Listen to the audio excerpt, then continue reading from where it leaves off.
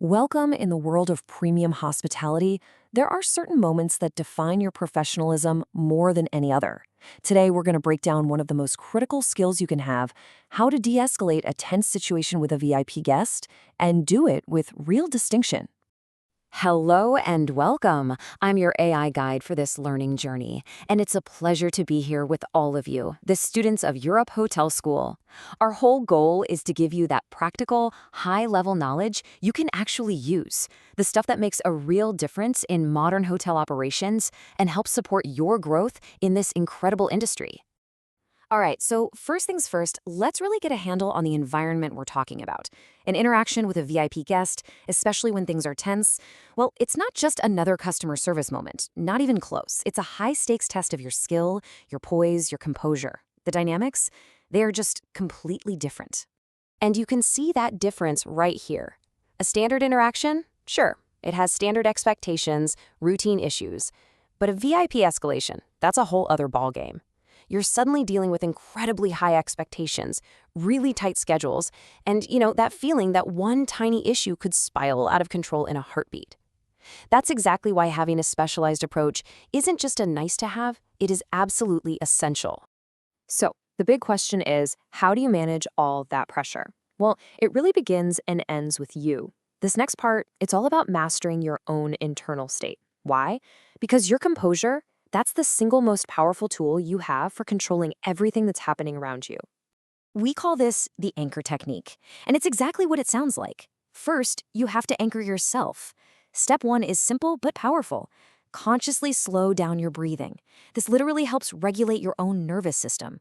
Step two, compose your expression.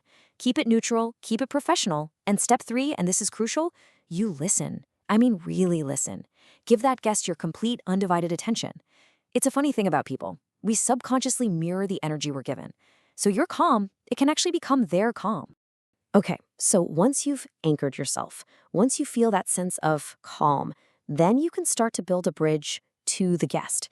This is where we shift gears a little, moving from your internal state to your external actions. We're going to talk about specific communication strategies you can use to connect and, really diffuse that tension. Let's start with what might be your most powerful tool for validation. Just 3 simple words. I completely understand. Now, this is important. Saying this doesn't mean you agree with them or that you're admitting fault. Not at all.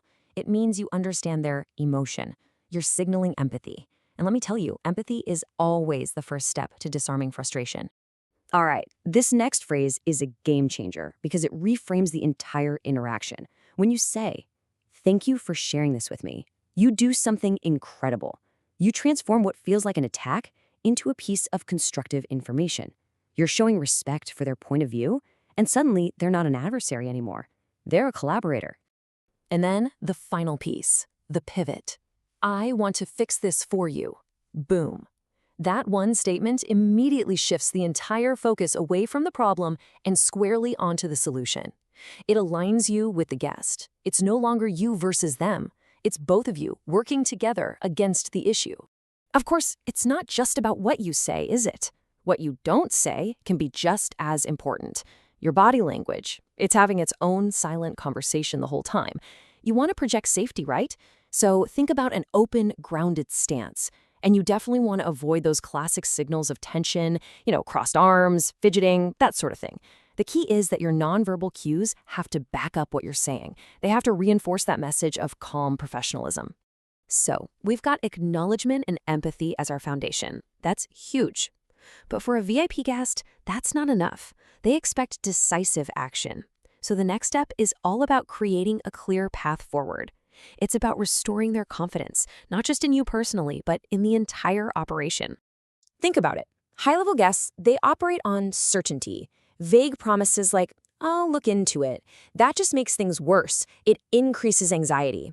So instead, you provide structure. A statement like, "I am going to personally handle this, and I will be back with an update for you in exactly 5 minutes." Now that is concrete. It shows you're in control, it gives them a timeline, and it totally restores their confidence that things are being handled and handled well. And that brings us to the ultimate goal here. This is really the highest level of this particular skill. We're not just trying to put out a fire or solve a problem. we're actually using this challenge as a genuine opportunity to build an even stronger, more trusting relationship with that guest. This is really the whole idea, the core philosophy behind it all. Successful de-escalation isn't just about getting back to normal, back to zero.